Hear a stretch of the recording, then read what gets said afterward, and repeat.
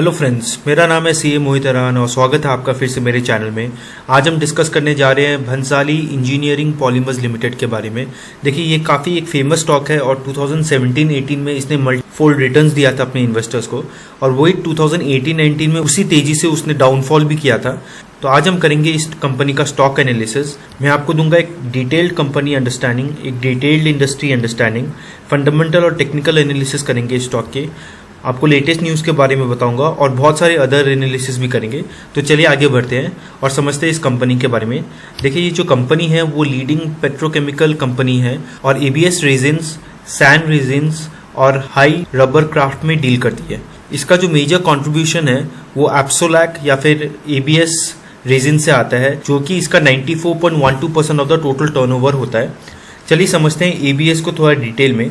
तो देखिए, एबीएस जो है वो 3 कंपोनेंट से बनती है। पहला जो है वो है एक्रोलोनिट्राइल, दूसरा है स्टाइरीन, तीसरा है बोटाडाइन।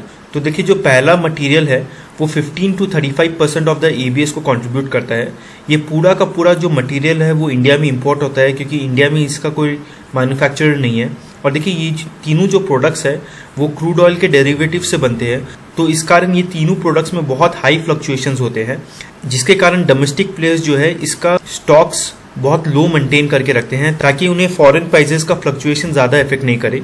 वैसे ही अगर आप सेकंड मटेरियल को देखें तो 40 to 60% ऑफ द एबीएस को कंट्रीब्यूट करती है। ये भी फुल्ली इंपोर्ट होती है और देखिए इसमें भी हाई प्राइस फ्लक्चुएशंस है, और इसके कारण इसका भी जो स्टॉक है वो काफी लो मेंटेन किया जाता है इंडिया में बाय द डोमेस्टिक प्लेयर्स। और तीसरा जो है वो 5 to 30% कंट्रीब्यूट करता है ईपीएस को, और ये देखिए ये इंडिया में मैन्युफैक्चर भी होता है और इंडिया में इजीली अवेलेबल है। अब समझते हैं एबीएस रेजिन है उसकी स्पेशलिटी को। तो देखिए, एबीएस प्लास्टिक्स बनाने में काम आती है, और ये जो पर्टिकुलर केमिकल है वो प्लास्टिक्स को स्ट्रेंथ देती है और रिजिडिटी देती है। उसके कारण ये जो केमिकल है वो बहुत फेमस है, और ये जो केमिकल है वो अपने टफनेस और रेजिस्टेंस के लिए जानी जाती है। और देखिए, एबीएस में हम बहुत सारे मॉडिफिकेशन भी कर सकते हैं by altering the raw material mix. और देखिए, क्योंकि ये प्रोडक्ट प्लास्टिक बनाने में काम आती है तो ये ऑलमोस्ट हर सेक्टर में काम आती है, जैसे कि ऑटोमोटिव सेक्टर में जहाँ पर बॉडी पार्ट व्हील कवर्स बनता है, इलेक्ट्रॉनिक्स और इलेक्ट्रिकल सेक्टर्स में, टॉयज बनाने में, म्यूजिकल इंस्ट्रूमेंट्स में, कंस्ट्रक्शन में, बहुत सारे सेक्टर्स में काम आती है। देखिए, इंडिया में इसका सिर्फ 2 ही मेजर डोमेस्टिक मैन्युफैक्चरर है। पहला है बंसाली इंजीनियरिंग और दूसरा है आइनियस, और ये दोनों मिलाकर 75% of the total market share को कंट्रीब्यूट करती है। जो रिमेनिंग मार्केट शेयर है वो इम्पोर्ट होता है, और Bansali Engineering majorly automotive sector को कंट्रीब्यूट करती है। और देखिए, बंसाली इंजीनियरिंग ने 2017-18 में एक नया प्रोजेक्ट लाने का सोचा था, ग्रीनफील्ड प्रोजेक्ट, जहां पर वो एडिशनल 2000 किलोटन पर एनम का कैपेसिटी इंक्रीज करने जा रही थी। उधर कुछ लैंड इश्यूज के कारण वो प्रोजेक्ट को उन्हें रद्द करना पड़ा, और इसके कारण आज के दिन वो प्रोजेक्ट एक्टिव नहीं है। और देखिए, कंपनी जो है वो स्पेशलिटी ग्रेड्स में काम करती है, तो वो वैल्यू एडिशन करती है एबीएस में, ताकि उनके प्रोडक्ट्स को ज़्यादा मार्जिन मिल सके। अब चलिए समझते हैं एबीएस की इंडस्ट्री को। देखिए, इंडिया में जो डिमांड है वो 300 किलोटन पर एनम का है एज ऑन 2019। उसमें से मेजरली बीईपीएल और आइनियस ही कंट्रीब्यूट करती है। और देखिए, इंडिया का प्रोजेक्टेड ग्रोथ बहुत अच्छा है, आज के दिन 9.21% है। 2030 में हम ये एक्सपेक्ट कर सकते हैं कि इंडिया का ABS demand 677 kiloton per annum हो जाएगा। और देखिए, एबीएस का एप्लीकेशन ऑलमोस्ट हर एक सेक्टर में है। अप्लायंस इसका मेजर कॉन्ट्रीब्यूटर है। उसके बाद आप देखिए, इलेक्ट्रॉनिक और इलेक्ट्रिकल से भी इनको अच्छा कंट्रीब्यूशन आता है, और ऑटोमोटिव से भी इनको अच्छा कंट्रीब्यूशन आता है। तो मेजर जो कंट्रीब्यूशन आता है वो ये 3 सेक्टर से आता है। और देखिए, क्योंकि आज के दिन एक शिफ्ट चल रहा है लो वेट ऑटोमोटिव्स में, ताकि फ्यूल एफिशिएंसी इंक्रीज हो सके, इसीलिए ये प्रोडक्ट का डिमांड और ज़्यादा इंक्रीज हो रहा है। क्योंकि एबीएस जो है वो 12.5% ऑफ द टोटल प्लास्टिक्स को कंट्रीब्यूट करता है एक पैसेंजर कार की। और देखिए, इंडिया में जैसे जैसे पर कैपिटा इनकम इंक्रीज होगा, जैसे जैसे डिस्पोजेबल इनकम इंक्रीज होगा, वैसे वैसे इस प्रोडक्ट का डिमांड बढ़ेगा। क्योंकि देखिए, जैसे जैसे इलेक्ट्रिकल और इलेक्ट्रॉनिक्स का डिमांड बढ़ेगा, अप्लायंसेस का डिमांड बढ़ेगा, तब इसका ग्रोथ और ज़्यादा होगा। और देखिए, एबीएस सेक्टर को एक बहुत डिफिकल्ट टाइम फेस करना पड़ रहा था 2019-20 में, क्योंकि ऑटोमोटिव सेक्टर में एक स्लोडाउन था। एंड यूज़र जो कंजम्पशन था वो बहुत ज़्यादा वीक था, और इकोनॉमिक स्लोडाउन चल रहा था। पिछले कई सालों में एबीएस का जो कैपेसिटी यूटिलाइजेशन है वो 70% के आसपास था, लेकिन लास्ट 3 ईयर्स में देखिए वो रैंप अप होकर 90% हो गया। और आज के दिन देखिए, ग्लोबली वर्ल्ड में एबीएस का शॉर्टेज है, तो क्योंकि इस प्रोडक्ट का शॉर्टेज है तो हम एक्सपेक्ट कर सकते हैं रियलाइजेशन कंपनी को ज़्यादा मिलेगा। और देखिए हम एक्सपेक्ट करते हैं कि एबीएस का जो डिमांड है वो वीक होगा ऑटोमोटिव सेक्टर में, लेकिन और सब जो सेक्टर्स है जैसे इलेक्ट्रिकल और इलेक्ट्रॉनिक्स और अप्लायंसेस वो बहुत अच्छा कर रही है और बहुत स्टेबल है। तो उस सेक्टर में हम एबीएस का डिमांड को एक स्टेबल रूप में देख सकते हैं। और देखिए China is the largest consumer of ABS resins, क्योंकि चाइना में बहुत ज़्यादा इलेक्ट्रिकल और इलेक्ट्रॉनिक्स मैन्युफैक्चर होती है, अप्लायंसेस मैन्युफैक्चर होती है, और आज के दिन चाइना इस पर्टिकुलर पॉलीमर को इंपोर्ट भी करता है। और देखिए जैसा मैंने बताया इंडिया में देखिए 2 ही मेजर डोमेस्टिक मैन्युफैक्चरर है और रिमेनिंग 25% जो है वो इंपोर्ट होता है। तो आज के दिन इंडिया में भी एक अच्छा स्कोप है ग्रो करने का। तो ये था इंडस्ट्री अंडरस्टैंडिंग। अब देखते हैं इस पर्टिकुलर स्टॉक का प्राइस मूवमेंट। अब आप देख सकते हैं जो स्टॉक अक्टूबर 2016 में 50 रुपीज़ के नीचे ट्रेड करा था वो 2018 मिड तक 200 के ऊपर ट्रेड करा था और एक बहुत अच्छा मल्टीफोल्ड रिटर्न दे रहा था। और वहाँ से देख सकते हैं आप सेम एक ग्राफ देख सकते हैं यहाँ पर जो एक डिक्लाइनिंग मोड में है, और यहाँ पर देखिए स्टॉक फिर से आज के दिन 50 रुपीज़ के नीचे आ गया है। तो चलिए जानते हैं कि यहाँ पर जो स्टॉक डिक्लाइन हुआ है वो किस रीज़न से हुआ है। तो देखिए आज के दिन जो स्टॉक है वो 2018-19 के बाद 64% डिक्लाइन हो गया है और एक डार्क फेज में चल रहा था। और देखिए उसका जो रीजंस है वो ये है कि 2 मैन्युफैक्चरिंग प्लांट है, एक है अबू रोड में, दूसरा है संतूर में। तो देखिए 2018-19 में संतूर वाला जो प्लांट है उसमें फायर ब्रेकआउट हुआ था और ये एक्सपेक्टेड है कि उसके कारण जो उन्हें प्रोडक्शन लॉस हुआ था वो था 6000 metric ton of ABS production, और उससे जो प्रॉफिट आने वाली थी वो अराउंड 19 लाख के आसपास थी। दूसरा इन्होंने 1908 metric ton of high rubber graft import किया था मार्केट डिमांड्स को मीट करने के लिए, जिसका इन्हें हायर कॉस्ट बेयर करना पड़ा था ऑफ 1400 लाख रुपीज़, और ये जो कॉस्ट है वो अपने कंज्यूमर्स को पास ऑन नहीं कर पाई थी और उसके कारण यहाँ पर उनको एक प्रॉफिटेबिलिटी में हिट मिला था। और तीसरा क्योंकि इनका जो मेजर रॉ मटेरियल्स है, जो इनका 85% ऑफ द रॉ मटेरियल्स है वो इंपोर्ट होता है, उसके कारण इनको बहुत बड़ा फॉरेन एक्सचेंज लॉस भी बेयर करना पड़ा था ऑफ 837 लैक्स। और चौथा ये कि इनका जो रॉ मटेरियल प्राइसेस है उसमें एक सडन डिप हुआ था 2019 में, जिसके कारण इनके पास जो इन्वेंटरी था वो हायर प्राइसेस के इन्वेंटरी थे और उसके कारण एक लोअर ऑपरेटिंग मार्जिन्स आया था। तो देखिए ये जो 4-5 रीजंस है वो मेजर रीजंस है जो इनके 2018-19 के फाइनेंशियल्स में रिफ्लेक्ट हुआ, और देखिए इसके कारण इनके जो प्रॉफिट्स है वहाँ पर एक डिक्लाइन देखने को मिला और लगभग उसका जो इफेक्ट था वो अराउंड 4100 लाख करोड़ के आसपास। और देखिए आज के दिन अगर इनका आप रॉ मटेरियल प्राइसेस देखते हैं, अगर आप इनका जो मेजर रॉ मटेरियल देखते हैं वो है स्टेरलिन, जो इनका 60% of the raw material cost भी है। उसका प्राइसेस देखिए आज के दिन बहुत ज़्यादा इरोड हो रहा है और जो डिमांड है इस रॉ मटेरियल का वो भी देखिए 2020 में बहुत ज़्यादा स्लगिश है। अगर आप यहाँ पर न्यूज़ रिपोर्ट देखेंगे तो देखिए चाइना जो लार्जेस्ट इंपोर्टर था ऑफ स्टेरिन वो अपना खुद का प्रोडक्शन स्टार्ट करने वाली है, तो उसके कारण हम एक सप्लाई डिमांड गैप भी देख सकते हैं जहाँ पर सप्लाई अब फ्यूचर में जाके इंक्रीज होने वाला है। और देखिए स्टेरिन का देखिए अगर आप प्राइसेस देखेंगे तो वो 4 इयर्स लो के आसपास चल रहा है। तो यहाँ पर आप देख सकते हैं कि एक मेजर डिक्लाइन इन प्राइसेस है स्टेरिन, जो इनका मेजर रॉ मटेरियल कॉस्ट है। अब देखिए जो इनका फिनिश प्रोडक्ट्स है एबीएस वो बहुत ज़्यादा डिपेंडेंट है इनका रॉ मटेरियल प्राइसेस में भी। अगर इनका रॉ मटेरियल प्राइस डिक्रीज होता है तो एबीएस का प्राइसेस भी डिक्रीज होता है साइमल्टेनियसली, और अगर इनका रॉ मटेरियल प्राइसेस इंक्रीज होता है तो साइमल्टेनियसली बहुत जल्दी इनका फिनिश प्रोडक्ट का प्राइसेस भी इंक्रीज हो जाता है। तो देखिए अगर आप देखें तो इफेक्ट क्या होता है अगर रॉ मटेरियल प्राइस डिक्रीज होता है तो उसके कारण इनका इन्वेंटरी कॉस्ट जो है वो हाई हो जाता है कि इनके जो कस्टमर्स है वो ऑर्डर्स प्लेस नहीं करते हैं, क्योंकि उन्हें पता है कि जो रॉ मटेरियल का प्राइस है वो डिक्रीज हो गया है तो एबीएस का प्राइस भी डिक्रीज होगा, और उसी एंटीसिपेशन में वो ऑर्डर्स प्लेस नहीं करते हैं। उसके कारण देखिए लोअर रियलाइजेशंस होती है, लोअर प्रॉफिट्स भी डिक्लेयर की जाती है। और अगर आप रॉ मटेरियल प्राइसेस अगर आप इंक्रीज होता है तो आप देख सकते हैं कि जो इन्वेंटरी कॉस्ट था वो लोअर रहता है, क्योंकि रॉ मटेरियल प्राइसेस अभी रिसेंटली इंक्रीज हुआ है। उसके कारण देखिए जो कस्टमर्स है वो भी ज़्यादा ऑर्डर्स प्लेस करते हैं, क्योंकि ऐसा एंटीसिपेशन रहता है कि प्राइसेस फ्यूचर में जाके और इंक्रीज हो सकती है और उसके कारण हायर रियलाइजेशंस और हायर प्रॉफिट्स होती है।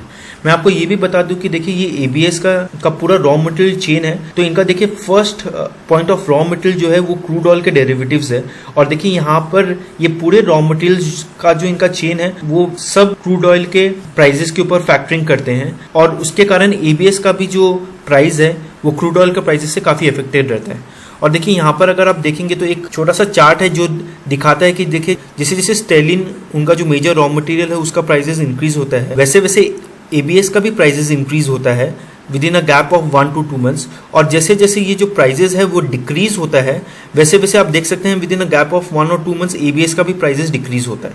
और देखिए मैं आपको ये भी बता दूं कि क्योंकि आज के दिन स्टेरिन के प्राइजेस जो है वो फॉल हो रहे हैं, वैसे वैसे ABS के प्राइजेस भी मार्केट में फॉल हो रहे हैं। चलिए एक बार देख लेते हैं कंपनी एट करेंट CMP। तो देखिए आज के दिन जो स्टॉक है वो 34 रुपीज़ के आसपास ट्रेड कर रहा है। इसका जो 52 वीक हाई है वो 81 के आसपास है और 52 वीक लो है वो 22 के आसपास है, जो कि अभी कुछ ही दिन पहले कोविड-19 का जो फॉल हुआ था उस समय ये स्टॉक इस रेट पे ट्रेड कर रहा था।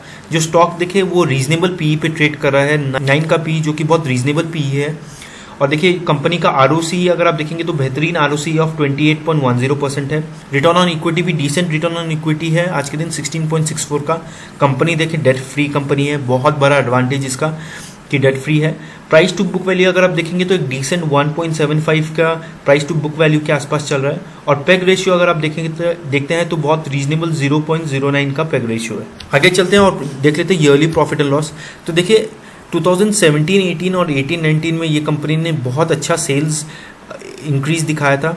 और देखिए इनका जो प्रॉफिट मार्जिन्स था उसमें भी बहुत अच्छा इंक्रीज हुआ था, क्योंकि उस समय इन्होंने जो लोअर रॉ मटेरियल प्रोक्योर किया था उसका उन्हें बेनिफिट मिला था। और देखिए उसके बाद एक वापस बहुत शार्प डिक्लाइन देखने को मिल रहा है आपको ऑपरेटिंग मार्जिन्स में। और देखिए आज के दिन उनका जो ऑपरेटिंग मार्जिन है वो 7 के आसपास है। सेल्स जो है वो ट्रेलिंग 12 मंथ्स का अगर आप देखेंगे तो 1203 के आसपास है। और देखिए अगर आप प्रॉफिट्स देखेंगे 62 करोड़ के आसपास है। देखिए डिविडेंड का जो पे आउट रेशियो बहुत ज़्यादा इंटरेस्टिंग नहीं है।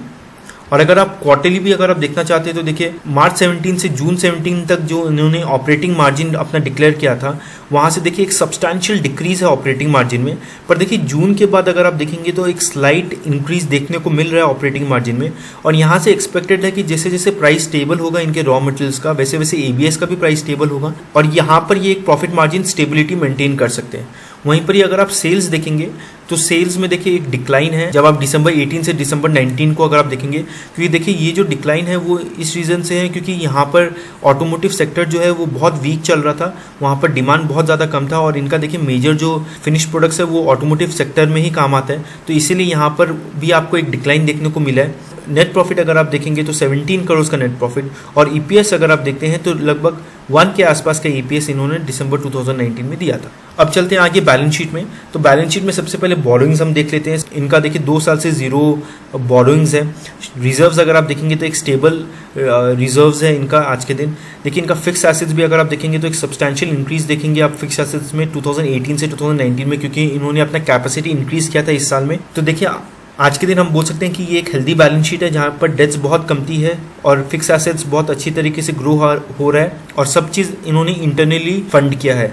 अब चलिए कैश फ्लोज भी देख लेते हैं। तो देखिए 2017-18 और 18-19 में इन्होंने पॉजिटिव कैश फ्लोज डिक्लेयर किया है। वही अगर आप नेट प्रॉफिट से भी कंपेयर कर लेते हैं तो देखिए इनका जो ऑपरेटिंग एक्टिविटी से जो कैश फ्लो आता है वो ज़्यादा है नेट प्रॉफिट से आज के दिन। देखिए ये दिखाता है कि इनका जो नेट प्रॉफिट है उनसे ज़्यादा ही वो कैश जनरेट करके ला रहे हैं आज के दिन। अब देखिए रेशियो एनालिसिस भी देख लेते हैं। तो देखिए इनका अगर आप 3 इयर्स का सेल्स ग्रोथ रेशियो देखें तो देखिए बहुत अच्छा सेल्स ग्रोथ रेशियो है 32.15% का। अगर आप प्रॉफिट ग्रोथ देखेंगे तो 3 इयर्स का बहुत अच्छा प्रॉफिट ग्रोथ है 40.55 का। स्टॉक प्राइस टू CAGR देखेंगे 3 इयर्स का तो देखिए एक स्लाइट डिक्रीज है और 1 ईयर में बहुत ज़्यादा डिक्रीज है। मतलब अगर कंपनी ने पॉजिटिवली ग्रो किया है तो स्टॉक प्राइस ने नेगेटिवली ग्रो किया है। और रिटर्न ऑन इक्विटी अगर आप देखेंगे तो 3 इयर्स का 28.64% बेहतरीन रिटर्न ऑन इक्विटी है। देखिए 2018-19 में जो फैक्टर्स आए थे जैसे कि आग लगना या फिर जो एडिशनल कॉस्ट इनका बुक्स में आया था जो ये कस्टमर को पास ऑन नहीं कर सक रहे थे, इन्होंने अपना सेल्स को मेंटेन करके रखा, जो कि बहुत बड़ी बात है। आगे चलते हैं शेयर होल्डिंग पैटर्न देख लेते हैं। तो देखिए शेयर होल्डिंग पैटर्न अगर आप देखेंगे तो 55% जो है वो प्रमोटर्स होल्ड करती है। और सबसे इंटरेस्टिंग पार्ट अगर आप देखेंगे तो मार्च 2020 में प्रमोटर्स ने अपना शेयर होल्डिंग पैटर्न को इंक्रीज किया, जो कि बहुत बड़ा पॉजिटिव है कंपनी के लिए। देखिए प्रमोटर्स से अच्छा वो कंपनी को कोई नहीं जानता, और जब प्रमोटर्स अपना शेयर होल्डिंग इंक्रीज करती है तो यही हमें समझ में आता है कि प्रमोटर्स को अपनी कंपनी में भरोसा है। और देखिए प्लेज, देखिए कोई भी शेयर आज के दिन प्लेज नहीं है। FPIs अगर आप देखेंगे तो देखिए डिक्रीजिंग ट्रेंड दिख रहा है FPIs में। और वहीं अगर आप म्यूचुअल फंड्स भी देखेंगे तो देखिए 0 म्यूचुअल फंड होल्डिंग्स है। अदर DIIs का भी जो होल्डिंग है वो डिक्रीजिंग है। बस यही दिखाता है कि जो अदर इन्वेस्टर्स है वो ज़्यादा पॉजिटिव नहीं है इस स्टॉक के बारे में। अब देखिए पॉजिटिव वालर्स में पहले आ जाते हैं। तो देखिए आज के दिन ये जो कंपनी है वो मार्केट लीडर है ABS में, और जो ABS केमिकल है वो प्लास्टिक्स बनाने में काम आती है, जो कि प्लास्टिक्स को रिजिडिटी देती है। और देखिए ये जो केमिकल है वो बहुत सारे सेक्टर्स में आज के दिन काम आती है। मुझे लगता है कि जो इनका मार्केट डिमांड है वो लॉन्ग टर्म है, फ्यूचर में बहुत ग्रो होगा ये मार्केट डिमांड। और देखिए आज के दिन वो स्पेशलिटी ग्रेड्स मैन्युफैक्चर करती है मार्केट नीड्स को कैप्चर कर सके। दूसरा देखिए ये जो पूरा सेगमेंट है एबीएस का वो बहुत ज़्यादा कैपिटल इंटेंसिव है, नए प्लेयर्स का मार्केट में आना बहुत डिफिकल्ट है। तो इसीलिए आज के दिन भी अगर आप देखते हैं तो मार्केट 75% ऑफ द कैपेसिटी दो कंपनी मीट करती है। तीसरा अगर आप देखेंगे तो ये कंपनी एक रीजनेबल पीई में ट्रेड कर रही है 9 के आसपास, जहां तक कि इंडस्ट्री पीई आज के दिन देखिए 15 के आसपास। चौथा अगर आप देखेंगे तो डिसेंट सेट ऑफ नंबर्स है, सेल्स में अच्छा ईयर ऑन ईयर इंक्रीज है, प्रॉफिटेबिलिटी में भी इंक्रीज है, ऑपरेटिंग मार्जिन में हमें एक सब्सटैंशियल डेंट देखने को मिल रहा है, लेकिन अब वो ऑपरेटिंग मार्जिन जाके स्टेबल हो रही है। ये कंपनी जो है वो जीरो डेट कंपनी है, तो बहुत बड़ा फायदा इस कंपनी को आज के दिन मिलने वाला है कोविड-19 के क्राइसिस के टाइम पे।